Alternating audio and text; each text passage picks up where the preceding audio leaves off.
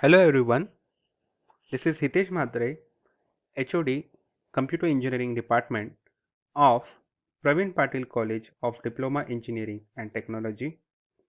Today we are going to learn about Entity Relationship Diagram. Learning objectives, ER diagram components, generalization, specialization, inheritance, and some examples of ER diagram.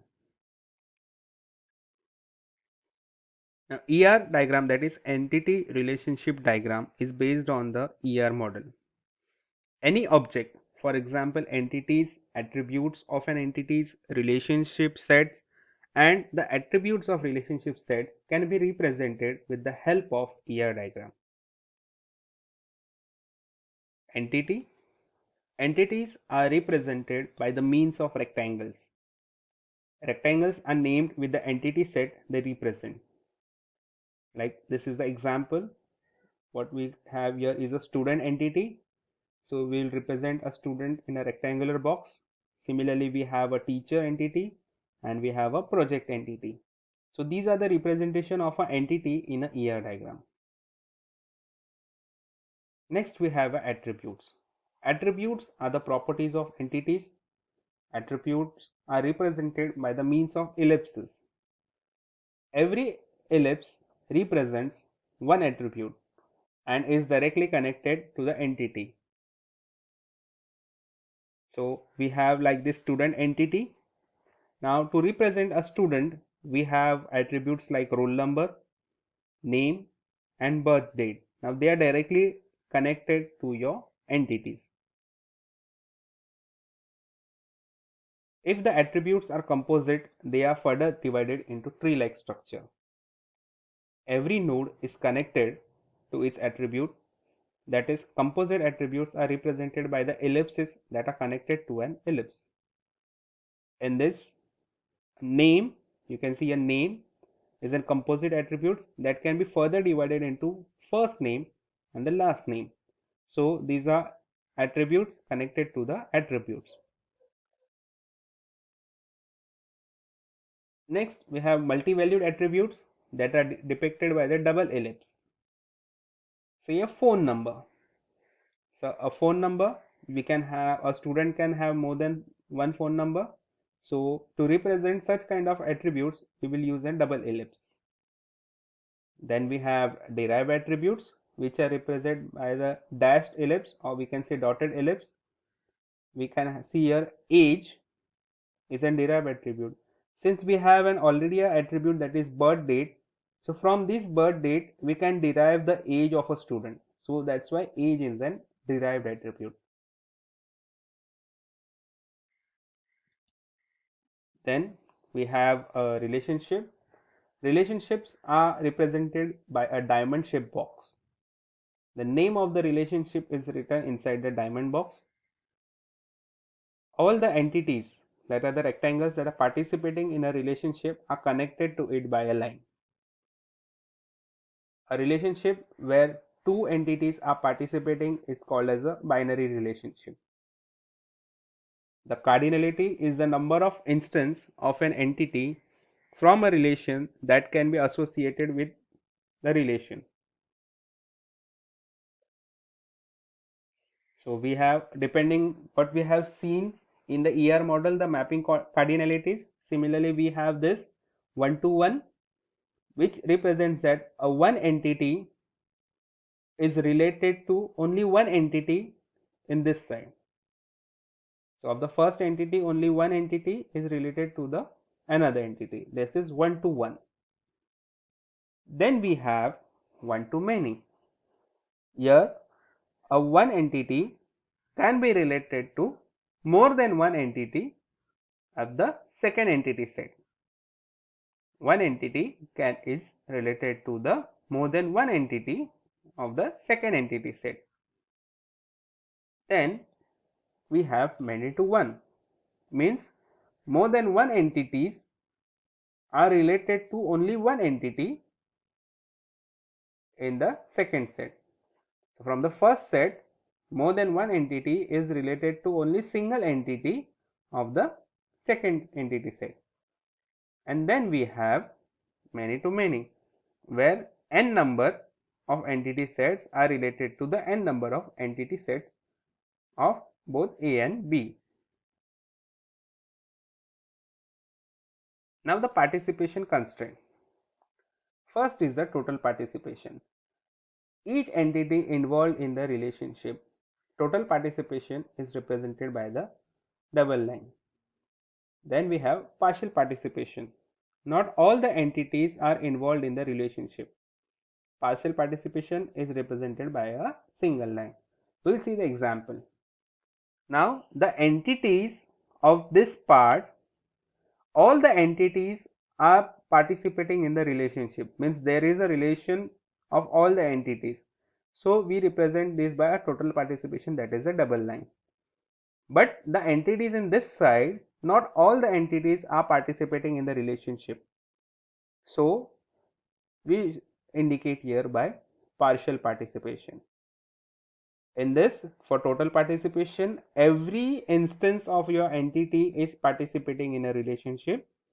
For partial participation, not all the instances are participating in the relationship.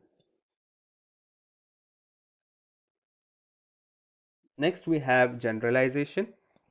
Now, in generalization, the number of entities are brought together into a one generalized entity based on the similar characteristics. What we can say as a grouping based on some similar characteristic. Now, for example, we can say pigeon, house sparrow, crow, and dove can all be generalized as a bird, but they are individually considered as a different entities. So what we can say as, we have an entity pigeon, we have an entity sparrow, we have a entity dove. So all these entities we can generalize into a one form, that is a birds. Getting? So we can represent them as an individual, we can represent them this as an individual entities. Also we can generalize them as a birds. So this is what a generalization is. Then we have a specialization. A specialization is exactly the opposite of the generalization. In specialization, a group of entities is divided into subgroup based on their characteristics. What we did in generalization, we have grouped together based on similar characteristics into a one form, but in specialization we are dividing based on the characteristics. So here we have a easy relationship. You can see I have one entity as a person, one entity as a person. So this person I can divide into two different types, one as a student, one as a teacher. So I can say a person is a student or a person is a teacher. Now I have divided this entities based on some characteristics, like a person who is, say, maybe going to college, who is taking the lectures, who is who is giving the exam, who is completing the homework. So that kind of person becomes a student. Then a person who sets the exam, who makes the corrects the papers, who generates the result becomes a teacher. So there are certain common characteristics that makes them a person, but there are some different special characteristics that differentiate them. So we are dividing them into a different. So we can say a relation as a specialization is easy. So person is a student or a person is a teacher. Then we have inheritance. The details of entities are generally hidden from the user. This process is called as abstraction. We have seen in the earlier videos. Now, inheritance is the important feature of generalization and specialization. It allows the lower level entities to inherit the attributes of the higher level entities. Now, see how it is done. Again, coming to the same relation, a person is a student, a person is a teacher. Now, I am giving the attributes to the person like name, age, and gender. Now, these attributes are common to both student as well as a teacher. So, inheriting means while designing a student entity, I may not require these attributes to be specified with the student entities. Why? Because already a person is a student. So this relationship indicates whatever the properties of person or whatever the attributes of person are directly associated with the student. But we have a attribute roll number which is specifically for the student. So in simple form, this entity student becomes has an attribute like name, age, gender and a roll number. Similarly, we have a teacher. So teacher can have a name, teacher can have a age, teacher can have a gender. But we have another attribute, that is employee ID, which is related to teacher only. So this is a special characteristic that differentiates the teacher. So the common properties of this person are inherited, or we can say reused, for the student as well as the teacher entities. Now the simple ER diagram for library management system. So this is what we have: a library management system. We can see we have three entities: books, publisher and a member, and we have a relationship between them, like books is published by a publisher and books borrowed by a member. And again, all the entities have different attributes. Like publisher has a publication ID, address, name. Similarly, member will have a membership ID, membership date, membership type, address, name and the expiry date of the membership. And books will have like book ID, author, title, price and say availability status.